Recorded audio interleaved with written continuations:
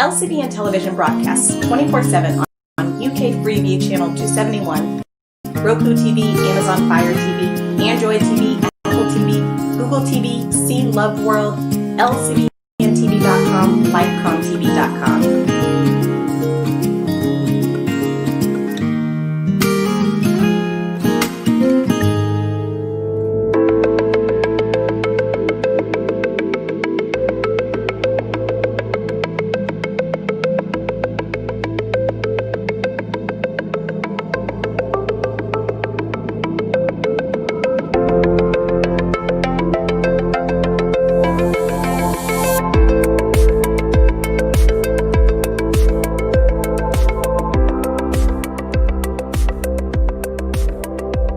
Good evening and welcome to another episode of Conversations with Lydia. Today I have a lady who is going to share from her personal experience, and we're going to talk about what sometimes even in sort of our setting can be a taboo subject, but we know it happens every day all over the world.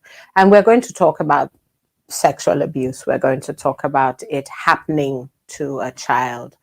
We're going to talk about how it happened, what were the consequences of that action to her, and what has come out of that episode.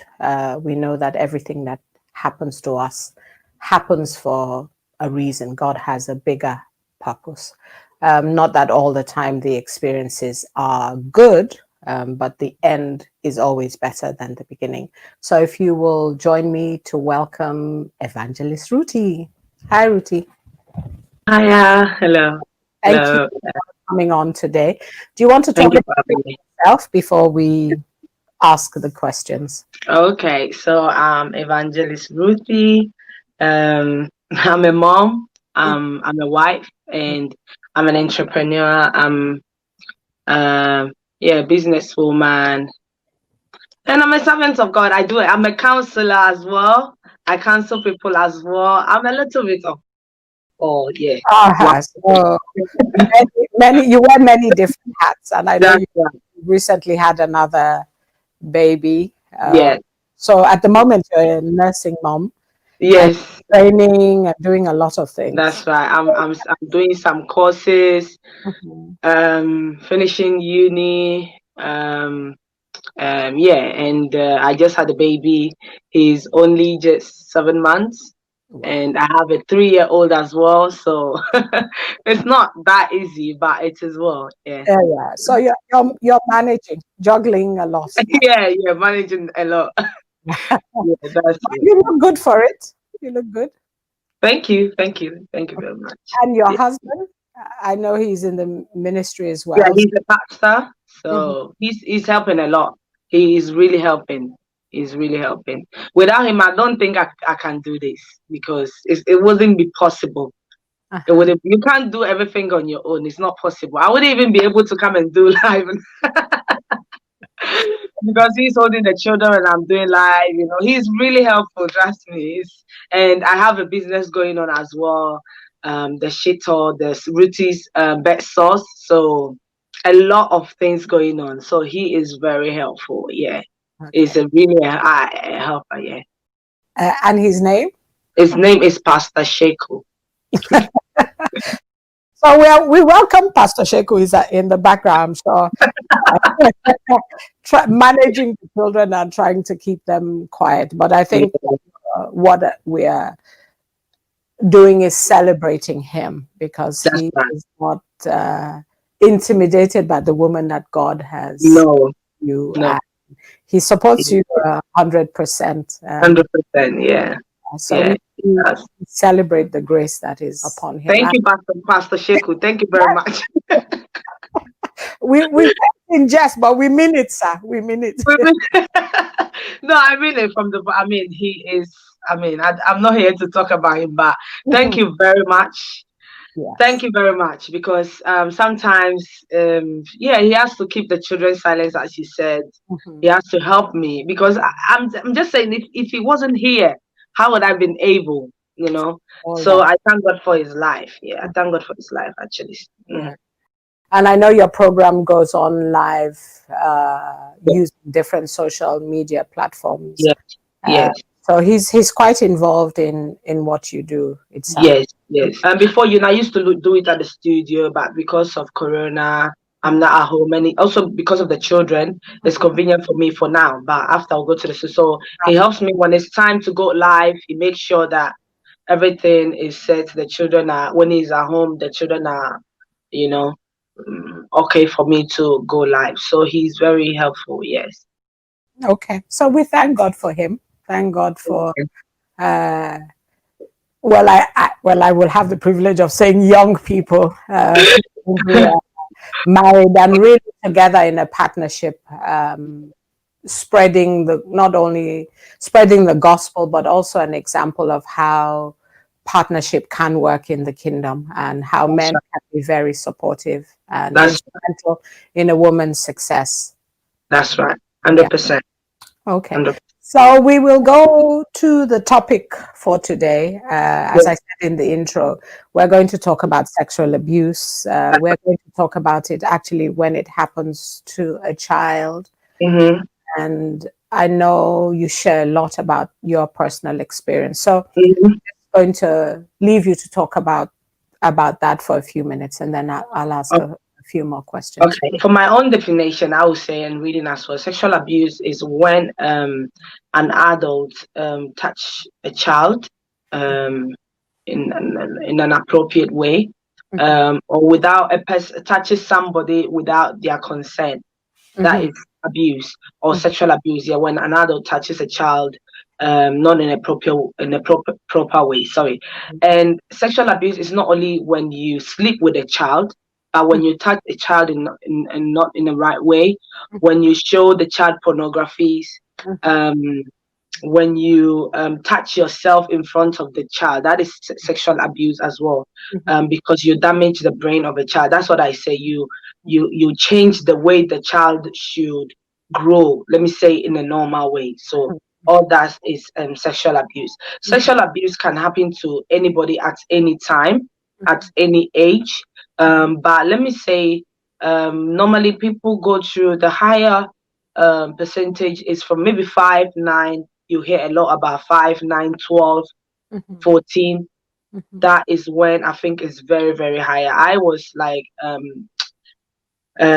sexually assaulted at the age of 12. It started from there when the person wanted to, the person that I look up to as a hero, it was my everything. Like, he wanted to sleep with me at the age of 12. He couldn't succeed by penetrating, but he tried. So he didn't succeed. And I woke up that time crying. Like, I was crying not because he slept with me. I was crying like seeing the person that was trying to do that to me. And I was crying. The person was like, "Oh, why are you crying? You'll be good when you grow up." This is what the person told me at that age. Don't worry, it's good. Yeah. That using the word that we use in the counseling setting is that it starts by grooming. So this is somebody, yes. So him using that word, that don't worry, it's going to be okay. Yeah. It means that if I teach you these things now, you become an adult woman, you become proficient in sex and having sex. So he tried to make it normalize something that was wrong. That's right. So he was trying to groom me. But every child is different. I'm a bit, as a child. So I told him, no, this is not right. You are wicked. Why are you trying to do this to me? Immediately, quickly. But some children also can be vulnerable in the sense that they can fall in the trap. They will be scared. They won't speak. And after the grooming, they would try to, not because they want it, but because also some people can tell you, if you tell anybody, you will die. Your parents, I will kill you. I will kill the people around you. So they groom people in a different way. But in my case, when the person did that, I didn't fall in that, let me say, in that sort of trap. I reported him immediately to my auntie. My auntie did believe me, but some of the family members that I look up to, some of them didn't believe me. They said I was a witch, I was or whatever, demon or whatever. I wanted to destroy the family, something. I just don't want to go. Yeah. So I got scared. I wanted to kill myself. We were living at the third floor. I grew up in Italy, so I wanted to jump from the third floor. I was about to jump actually to kill myself because I was scared. And one of my aunties ran and hold me, and they were like, "What are you doing? What's wrong with you? No, no, I believe you," and stuff like that. So, but what I remember is as a child, I didn't see anything happening. I didn't see them calling me or the person that did that to talk to, nothing. So I didn't see anything. Okay. So if we go back to the fact that actually he was somebody that was close to you, close enough to come into your room, close enough to be somebody that the family felt safe to leave you in his care. So a lot of times we think that abusers are outside the home or outside the family. I think that's what I wanted to zero in on, that a lot of times the abuse that is given to children or happens to children actually happens within the family concept. That's right. Or actually somebody who is actually considered a family member or a close friend of the family. Yeah. So do you want to talk a bit about that? That the family, let me say 95 or 99%, the victims know the abuser. We know, they know them. It may be an uncle, a father, a cousin, a brother, or maybe even a carer. They know them. It's not like it happens 99, let me say 99%. They know the abusers. They know them. So this person that nobody would have believed me. It's not that nobody would have believed me. It would have been hard for them, I think, to believe that a person like this could do this. Somebody who is, as you said, a hero. He was a hero to you. So as a child, that means he was respected. Respected. The family had accepted him as, somebody of stature within the family context, whether it was extended or close to you. And let's go back to this personality. You have one that was able to, I'm going to use your word, speak out at the time. That's right. But then there are other children who are not as bold in their character. That's right. Who get born and can be groomed much easier. Yes.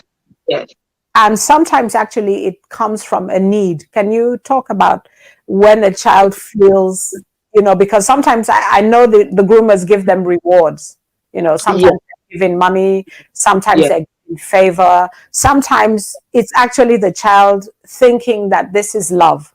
I think when some children, when they are vulnerable in the sense that they don't get the love, let me say it's a father that is abusing the child. That one is hard to even explain, but maybe the dad have seen that maybe the daughter is, or the whatever is not getting the love from the mom, so he will show the child love and use other things to manipulate the child.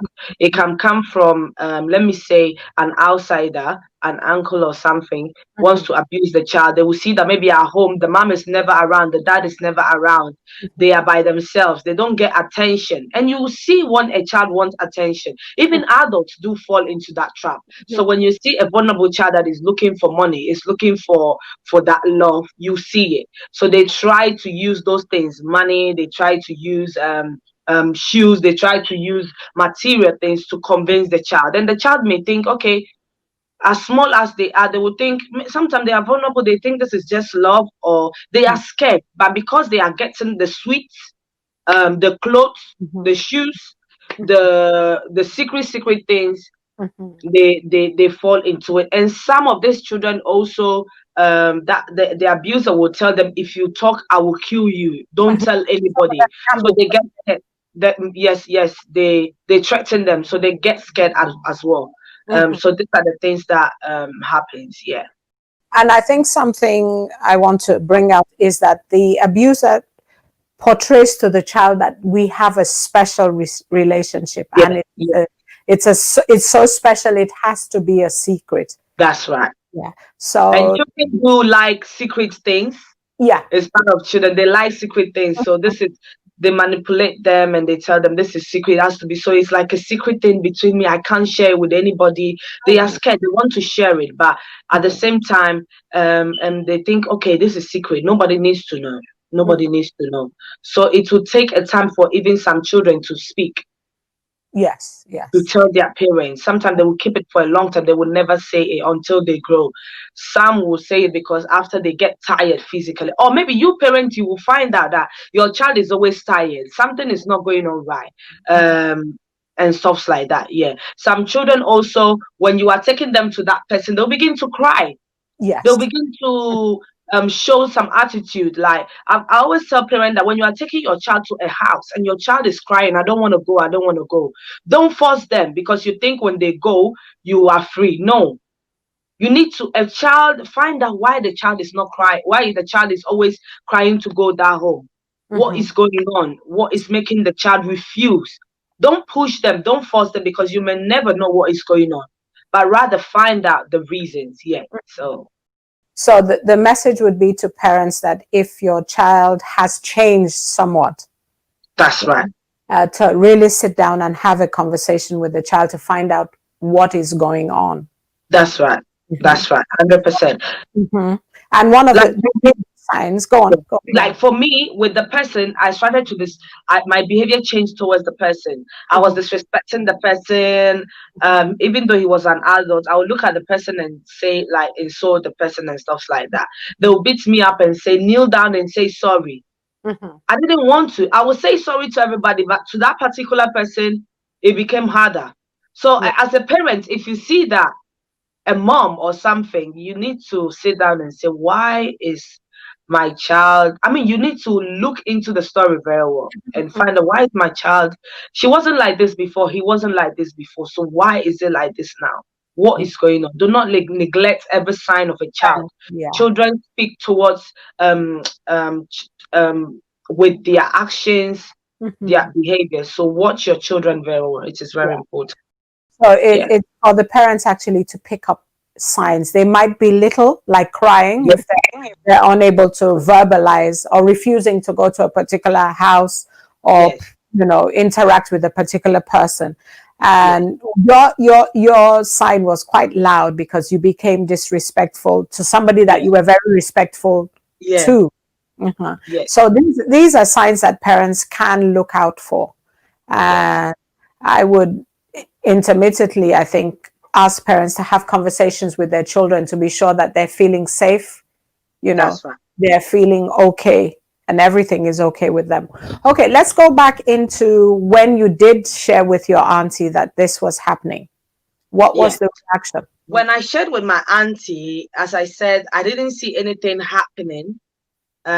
Even though she told me, calm down, it's going to be fine. After I didn't see anything happening, I didn't see any meeting, nothing. So that gave the abuser the chance to think, okay, I can start again. Because after 2 years, I was 12, 13, 14, 15. When I was 15, 15 years old, he started again, touching me. When I'm passing by, he will press me, he will touch me, he will pull me to his legs and try to, funny stuff. He started again. When I'm showering, he will come there and pull everything. He started again because nobody did anything about it. So he thought, okay, there is still a chance. They will not believe her anyway. So let me do what I want. So he started again until I think when I was 17, I told my mom, I'm tired of this. I'm going to kill myself or I will run away. So that is when all came out and it became, our community is very small. So my mom was worried about me because I was not able to sleep anymore. I was scared that this person will kill me or anything because I was afraid. And she took me out of the country to another city, like Amsterdam. We went to Amsterdam. And then when we came back, not knowing that the person has gone to lie to people already. So I didn't know that the story was out. So when I came out, the people outside knew another story, a false story. So they were thinking I was lying against the person. That maybe they told me to lie on the person for something. So I didn't know. So I'll be walking and my friends will not walk with me anymore. My friends don't want to come to me anymore. They will tell me, my mom said I can't come to you. Some women will see me and call me witch. They will call me. I will tell them, oh, please, can you greet your daughter for me? I remember it was so bad. I remember I told one woman, I will say it. She was my cousin's mom. I told her, can you greet my cousin for me? She told me, don't tell me that, witch. I was like, and imagine I was very young, and at that age, I was 17 going to 18 there, so still teenager growing up. At that age, you should be enjoying, but it was hard seeing all my friends not coming around me, judging me. You now became. So when I came to know, hello. It sounds like you now became the accuser and the abuser. The roles were now switched. That's right. It's switched. That's it. The roles now switched. You were now being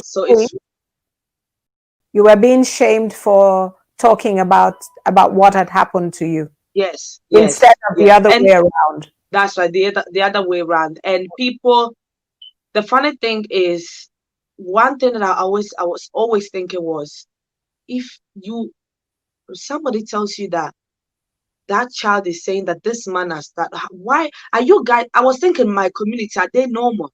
A child will come and tell you that they have been abused, and you rather believe the adult than the child. Believe the adult than the child and fight against the child, instead of you coming together and say, okay, what happened? Let's really find the truth.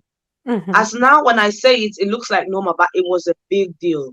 Oh, yeah. It was a big deal. Remember, I don't want to mention the person's name, but we come from a pastoral home, so it wasn't easy for my mom, for myself. It was really it was hard, but it was hard.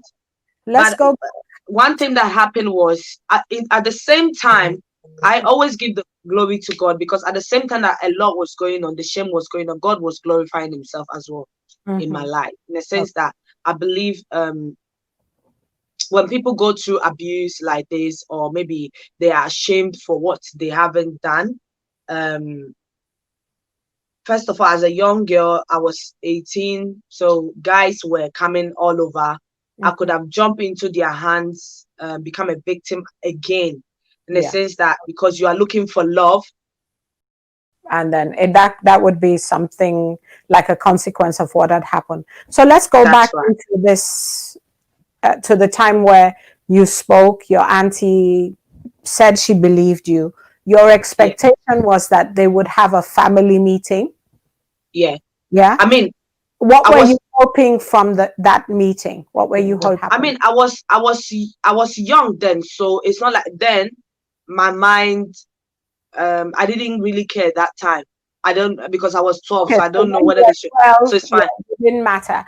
So when you now became older. Yes. When I became older, I was thinking they would have a meeting and I would say what happened and they would correct the person. And he would say, because I was waiting for him to say sorry. Because till now, I was waiting for the person to say sorry. Because of what he has done, no matter how it happened, confess, because now the person was lying around and I became the liar. Became the liar because people wanted to stone me. Thank God they couldn't stone me there, because we're in Italy. I bet if it was somewhere else, they would have stoned me or killed me, because they thought I was lying against this person. Yeah. Okay, because I'm saying it because there would be people who maybe their children have told them. Yeah. So the expectation is that the parents will do something to stop the perpetrator. Yeah. That's so they will either stop the person from coming to their house and then investigate as to whether this is true. Yeah. 100%. Yes, it sounds like that wasn't done, and it gave him the chance to continue harassing you. That's right. Yeah, until you, unfortunately, your mom then decided to take you away from the city for a little while to get yourself together. And then when you came back, he'd already done the announcing. It sounds like he now gone around telling people that, oh, she's accused me of doing this. So he already presented a case, told everybody a different version of events, that this person wants to destroy me and destroy my reputation. So you now come back again into the fold, because part of all of this is we live in a community-based system. Yeah. Yes. So whether it's church is a community, whether it's about our relatives or where we come from, we're in a community. And do you feel that a lot of it is tied into that community and secrecy? Did you think that what happened to you was tied to that aspect of, of keeping? Yeah, I think it's secrecy, stigma. Mm-hmm. Let me say, people will not take actions because of this discrimination, because of stigma, because of, they would tell them your family is demonized, because how would something like this happen to your family? People are ashamed. They don't want people to hear that. Why my family? Why should this happen to my family? We are cursed. That's what people think. That's what people they will try to keep things like this secret, whether it is church, whether it is mosque, everywhere in our community as people. They will try to keep it secret. I would rather let the person die than to report. But what you're saying is that there are consequences of keeping such a secret. That's right. Yeah. So the child who is being told this bad thing, because intrinsically the child knows that this thing is wrong. The perpetrator is saying to the child, we have to keep it a secret. We have a special friendship. We have a special relationship. Now the child is bold enough to say to another adult, and now the adult has joined in the secrecy.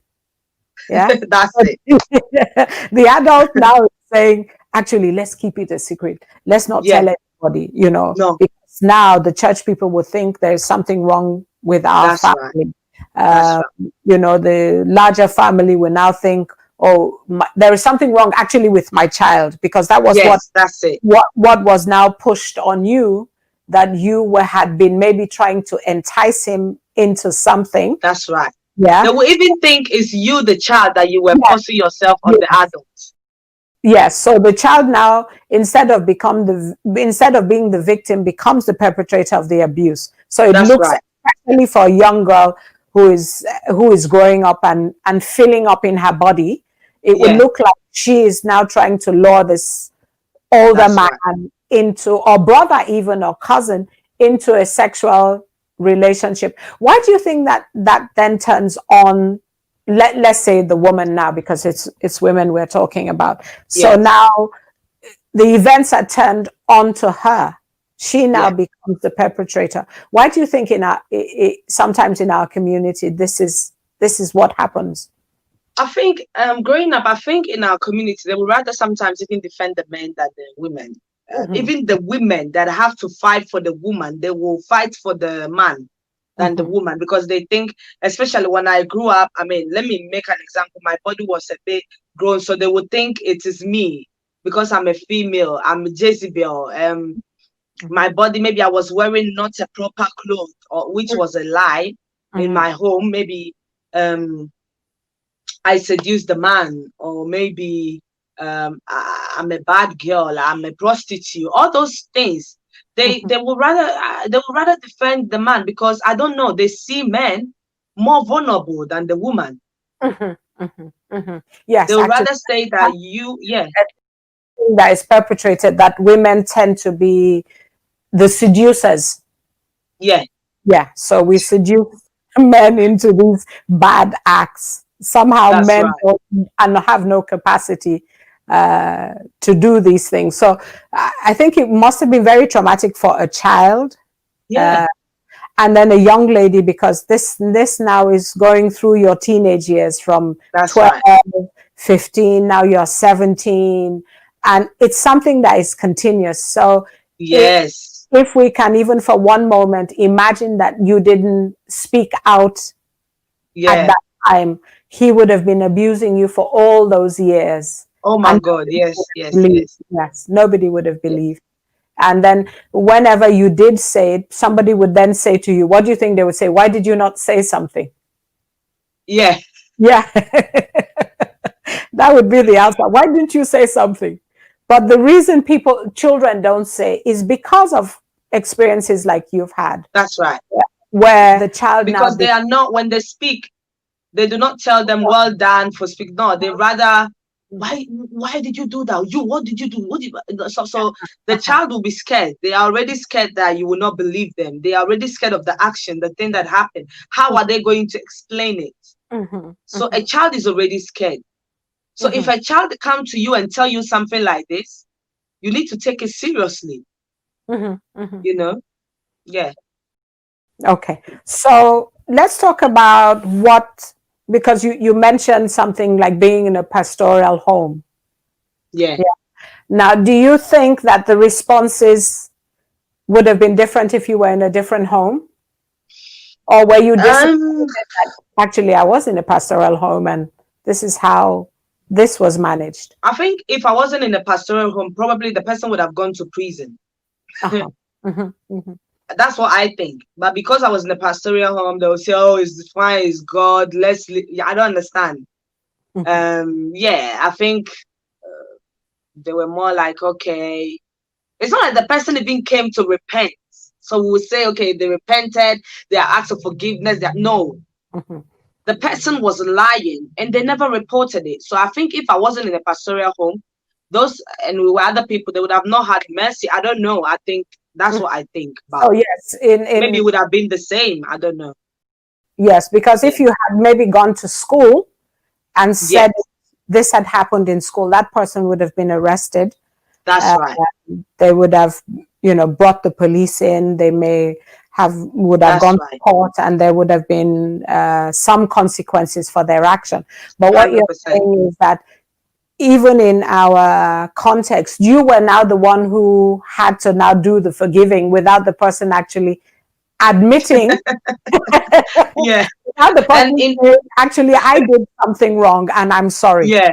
Yeah. That's right. So and in school, in Italy, in school, they were always seeing me quiet sometimes. My teacher, she was a psychologist, because I did psychology in Italy.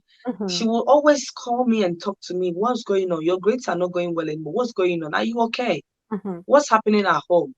I wanted to say it sometimes, but then I'll keep quiet.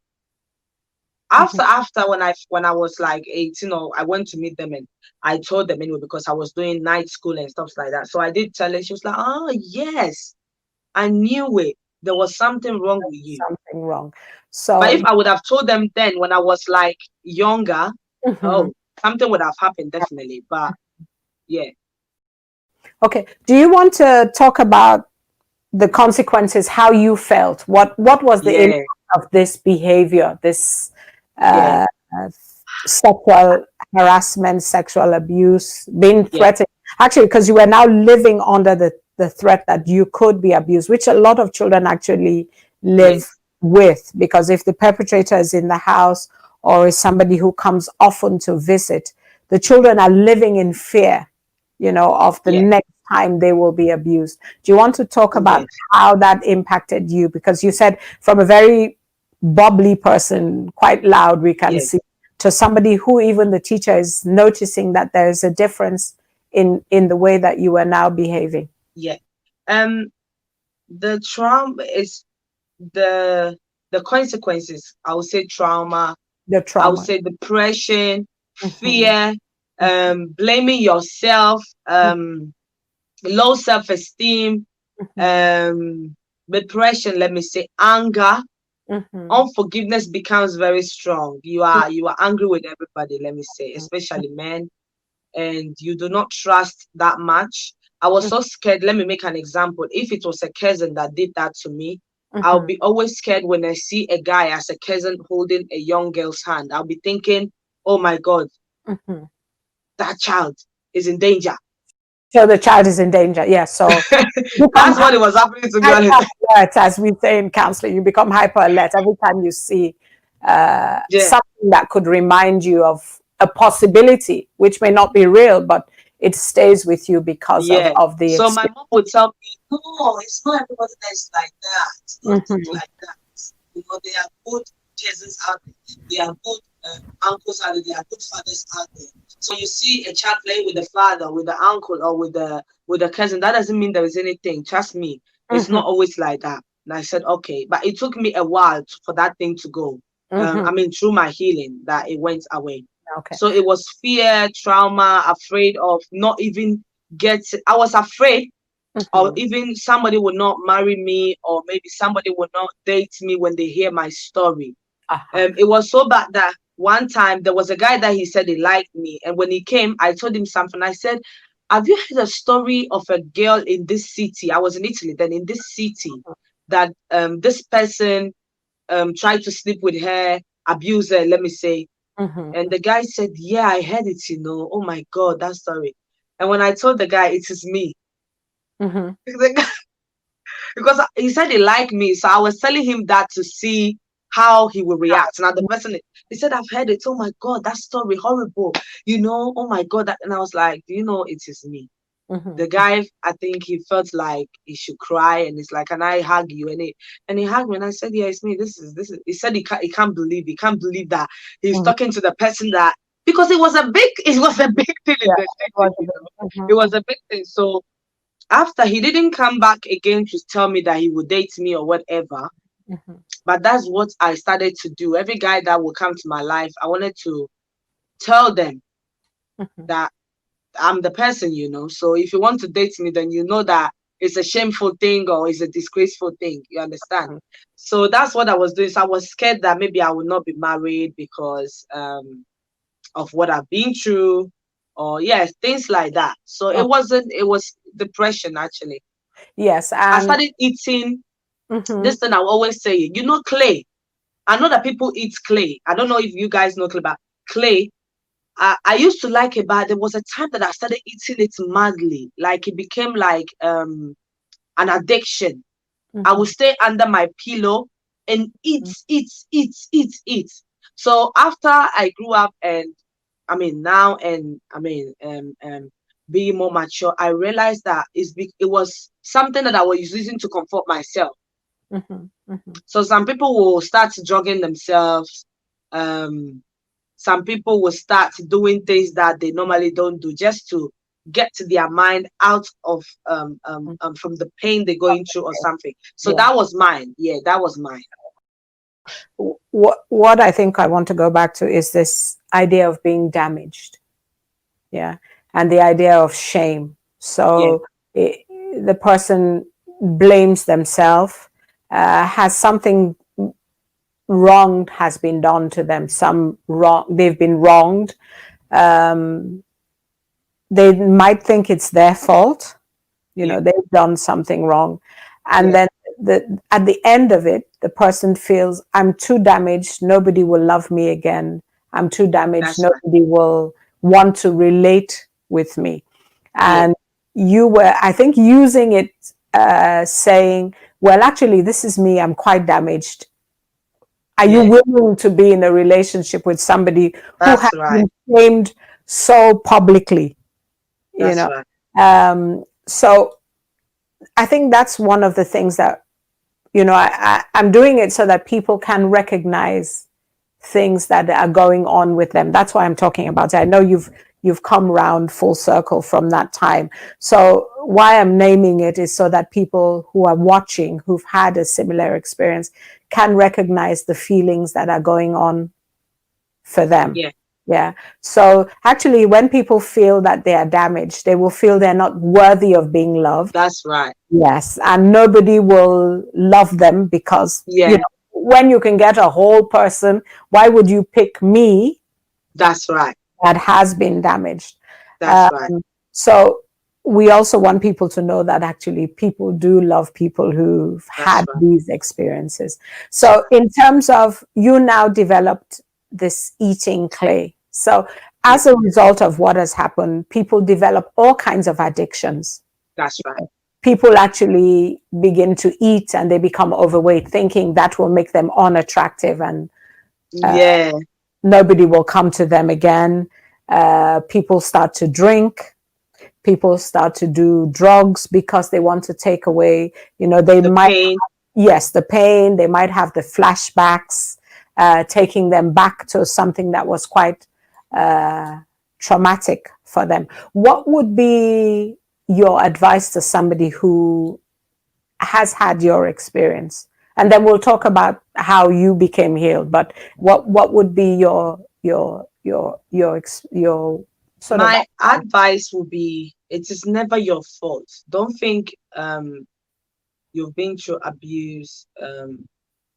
So now you are blaming yourself, thinking, oh, maybe I did something. That's why that thing happened.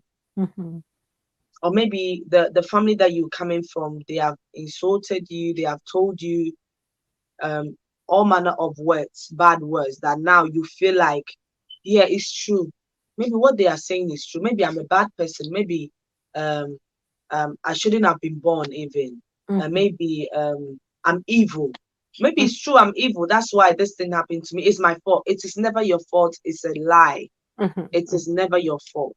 Mm-hmm. It's a lie. There is something special about you. That's why these things happen to people. Let me say, sometimes this thing happen to people that there is something special about them. Mm-hmm. I don't know. I don't want to start preaching now, but yes, there is something special about you. So it is never your fault. So don't think it was ever your fault. It was never your fault. and we know sometimes it happens even in Christian circles, even in the Yeah, church. Like you said, you were in a pastoral home, and this 100%. actually it makes a room. I'm sort of feeding on to what you were talking about.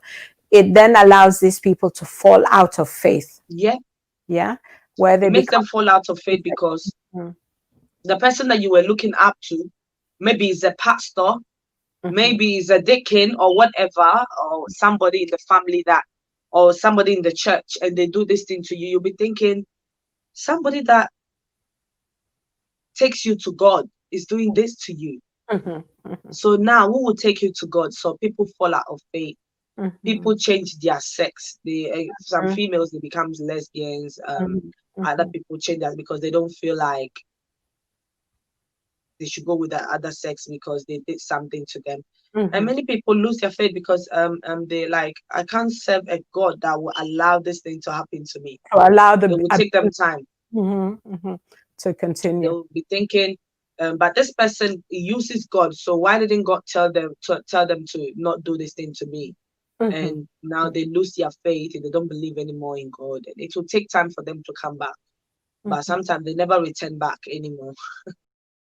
Yes, Yeah. which is, I think, quite difficult when they're sharing these things with you. I've had people share it with me, and for them to Yes. actually believe that, the concept that a good God allows bad things to happen to us, Yes. Yes. especially when they're representatives of God or sitting in quite powerful positions in church, or sometimes we can go to people in church and report incidences like this, because we want to have this perfect idea of church. Nothing is done. So it might not be even the leader, it might be somebody in the leadership who is doing it, but it's never That's right. it's never dealt with in a way that the person feels heard and validated, which I think actually adds to the trauma, adds to the damage that person has experienced. That's right.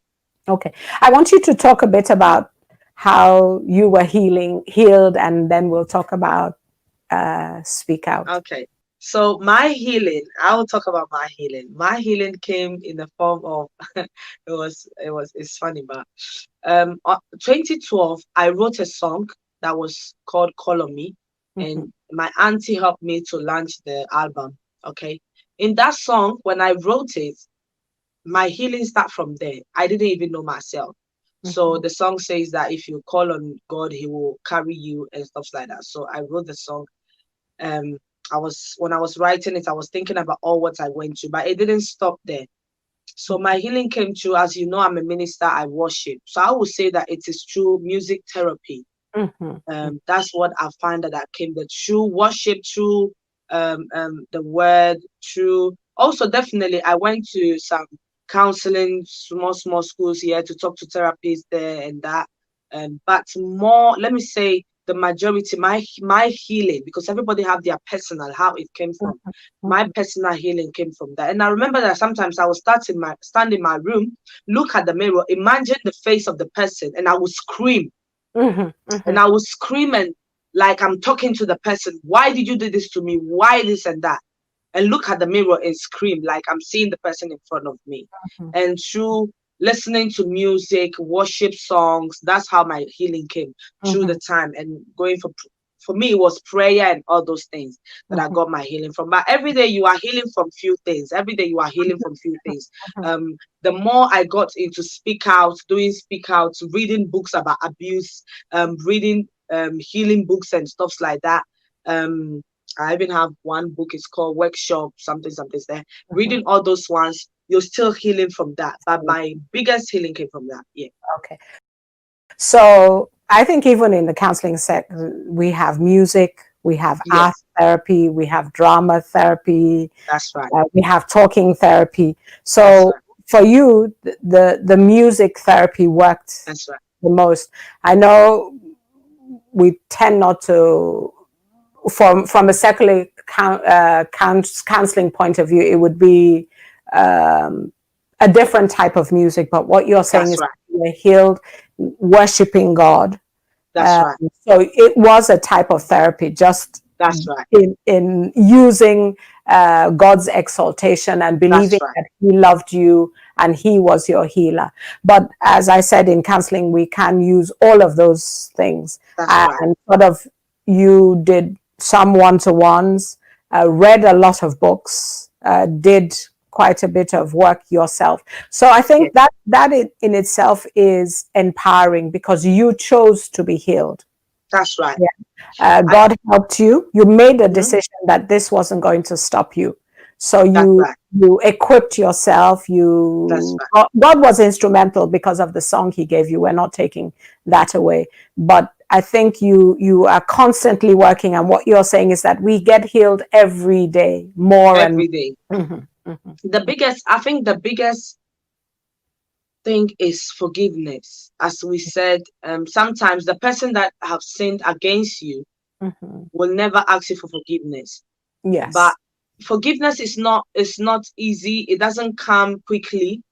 But in my head, I was like, I don't want to be 70 years old and still be having the pain of when I was 12. Yeah. It's not going to be possible. I need to enjoy my life.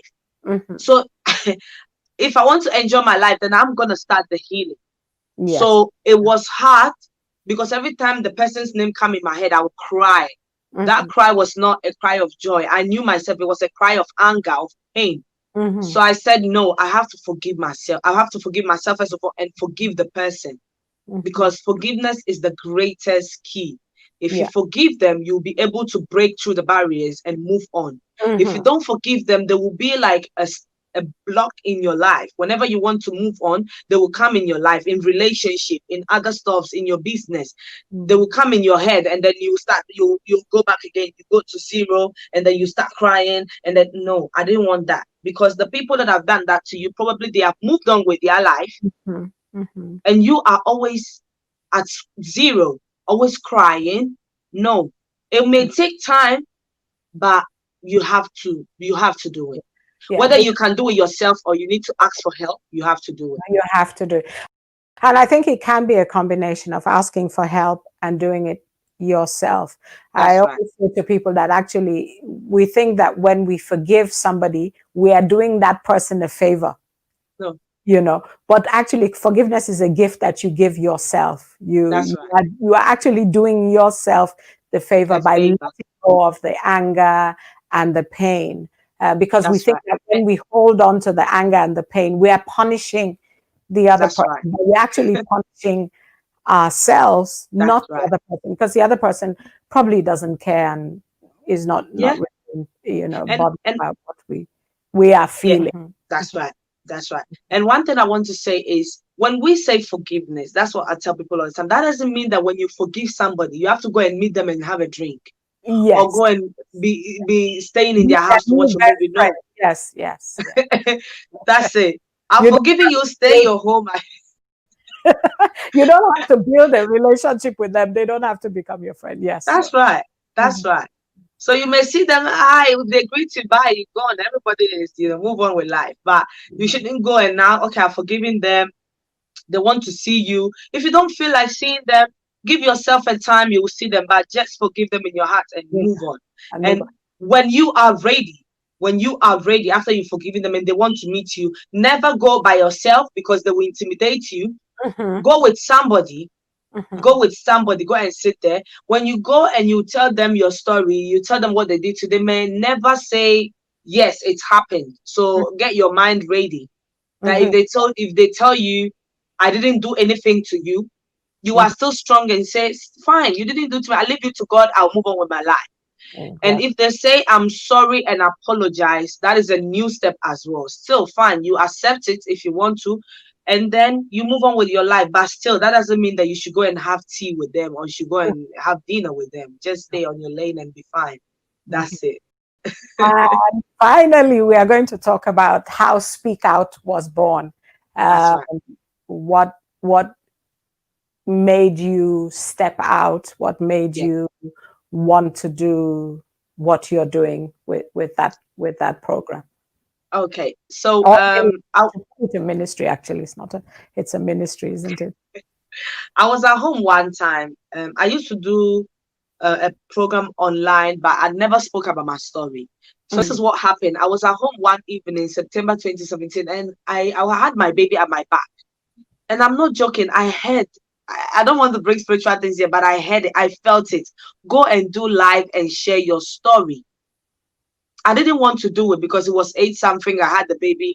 So Sheku was not at home. So I was like, God. So I listened to the voice and I went online and I did the live. That day I had 25,000 viewers. 25,000. One day. After that, it has never happened again. I get viewers, but not that. It will happen again. 25,000. That was unbelievable. So, and after that, a lot of people were calling, oh my God, thank you for sharing. I know that I'm not alone. I've been through this. Thank you for sharing. Thank you for sharing. Oh my God. It was, I couldn't believe it.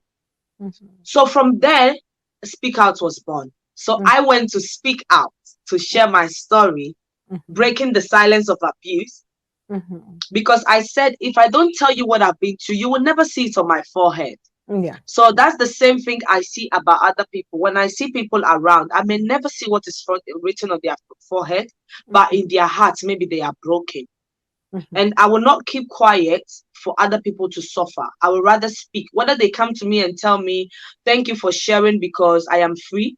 Whether they come to me or they don't come to me. Maybe me sharing my story, somebody out there will start their healing process. Somebody out there will say, I should stop abusing people. Somebody out there will say, I am not a failure. I am not whatever. I can do it in life too. So whatever I am doing now in life, I want people out there to know that you being going through abuse, there is something special about you. And I think, I would say God made me to speak. So from there, Speak Out was born. And never again would I go back or stop doing it. That's it. Yes, I think you even have Speak Out. You go from country to country, because I know you went to Italy, which is like one of your home countries. Yeah. Talk about the platform, what times you're on, what you're doing. Okay. Yes. So my platform, I do Speak Out every Friday on Speak Out on Instagram and Facebook. So people can join me there. And sometimes I bring people on to come and share their stories. Or we talk about other things like bullying, sexual abuse, domestic violence. Not only about sexual things, but even other things that are happening that are not right. We speak about it there. So that's what we do. Yes. And your website is called? My website is www.speakoutout.com. Okay, so they can leave messages on that and contact you via that, or they can donate there. They can do. Okay, and I know you have a charity that you support. You want to talk a bit about that? So yeah, we have a charity. We have done the charity in Sierra Leone and in Ghana for now, and we are planning. Even here, we have done some giveaway as well in the UK as well. So we are planning to do more in other places. My main thing is to help people that have been, because there are some now we have gotten widows and orphans and children. Now, my thing with widows is some widows when they become widows, they are targeted. They are in some areas. They look down on them. They bully them. They don't take care of them anymore. So we target widows to help them. I mean, not young widows, but elderly widows that are a bit old, yeah, and also orphans, because sometimes they don't have. I mean, not sometimes, when they don't have parents, sometimes they are vulnerable to abuse as well. So we help them. And our next one will be targeting abuse people, but we need to find where they are properly. Now we are in Ghana and we are working. I have a team there, Geshford, Eagle Eye, a team that is also helping me to do these things. Yes. So I want to say thank you for what you've shared. And actually, I think I'm going to digress a bit. And you are a bit of a businesswoman, and you got an award recently for a product that you are developing or that you've developed. Do you want to share about that before we end? It's the sauce. Yeah, it is called Ruthy's Best Sauce. So it's an artisan sauce that has been there for ages, especially in Ghana, West Africa. But I have added some of my ingredients to it, and it's a product that I'm doing now. I've won. We did a challenge in the university, more than 400 people, and I won the food category. And I came also on the Lewisham newspaper as well. So it's really going well. We are planning now to go to the big markets. Yeah. So by August more things are coming. So just go on the website, on our page, Ruthy's Best Sauce on Instagram and Facebook, and you can still order. We will deliver to you. Thank you.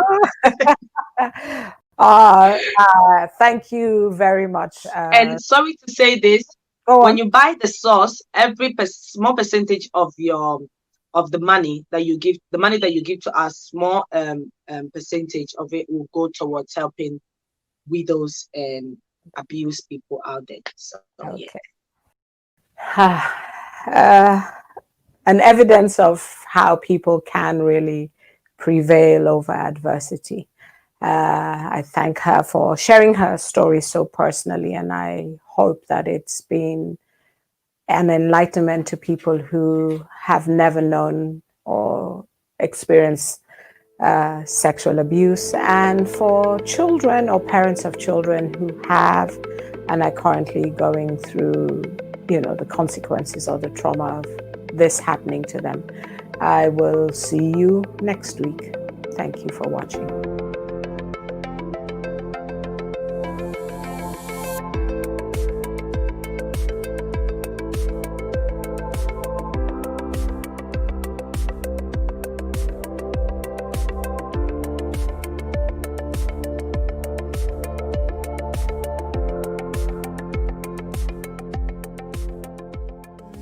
LCBN television broadcasts 24/7 on UK Freeview Channel 271, Roku TV, Amazon Fire TV, Android TV, Apple TV, Google TV, C Love World, LCBNTV.com, LifeComTV.com.